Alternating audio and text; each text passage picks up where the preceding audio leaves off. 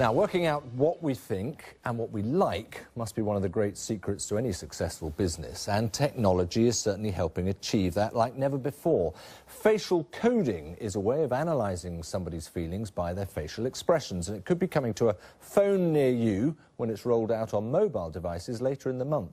Now, it's a potential goldmine for advertisers. For critics, well, they argue it could be abused. Just imagine employers monitoring their staff's faces for signs of boredom. Well, with me is Graham Page, Executive Vice President for Consumer Neuroscience at Millward Brown. And just a moment ago, Graham put me through my paces on the facial coding system he's developed. Okay, Graham, so you've got all the technology on the laptop even here. What exactly are you going to make me do? So I'm going to ask you to watch a commercial. It's one that you may have seen before, and while you watch it, we will record you, obviously assuming you say yes, and we'll then use the software to understand when you smiled, when you looked surprised, whether you were happy or sad as you watched the commercial. Okay, we'll see how it goes. Okay. I say yes. Okay, we'll give it a go. So if you can just lean in a little, I can see you in the camera has got you. We'll now watch the ad. Hey, what's happening, babe? Nothing. Just chilling. Watching the game. Having a bud.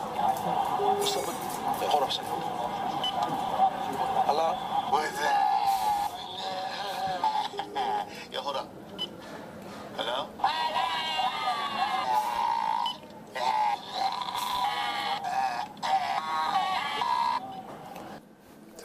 Familiar ad. But Well, let's just talk through that, Graham, because I don't know the results yet. You've got it all on the laptop. It's amazingly simple in that regard. But what did you draw from that?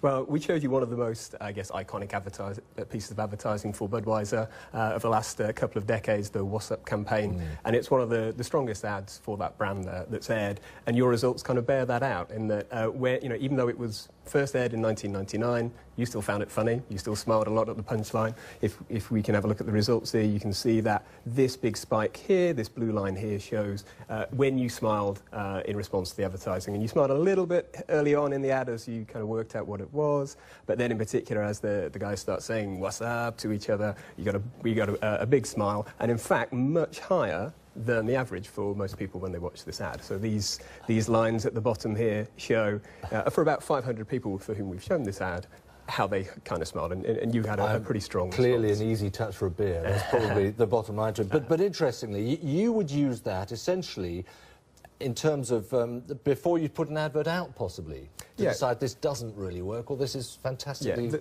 popular. The bulk of our work is involved in looking at people's attitudes towards brands and advertising, and a lot of that is researching ads before they go to air. Ads often try to make an appeal to our emotions. It's important to perhaps make people like the brand, have them engage with the ad. This kind of technology helps us understand whether people really are feeling, you know, in the way that the advertiser hoped, and therefore we can use that to understand something about how effective it will be when it goes to air. Right. Everything we did was voluntary. I know you stressed that you use it in a voluntary sense, so people need to know that they're interacting with it. But can you see ways in which this could be rolled out in the real world? I think they've talked about supermarkets actually having it in the supermarket. Yeah, I think that there's a big difference between the sort of technology that we're using, which is as a market research tool where we'll only ever film people with their consent as part of a research interview, and the sort of application that you're talking about there, where people might see it in, you know, it might be used to film them in supermarkets.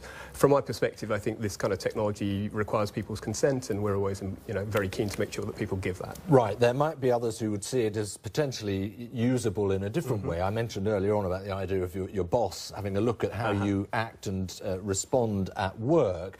How sensitive is this? Could it show boredom? Can it show displeasure? Can you get as many characteristics as we have on it? The technology will cover a lot of different expressions. If people are showing no emotion on their face, it will flatline and people will show nothing. So if they're bored, it will absolutely show they're bored. If they're surprised, it will show they're surprised. If they're disgusted, we're possibly right to be a bit worried about how this is could be used.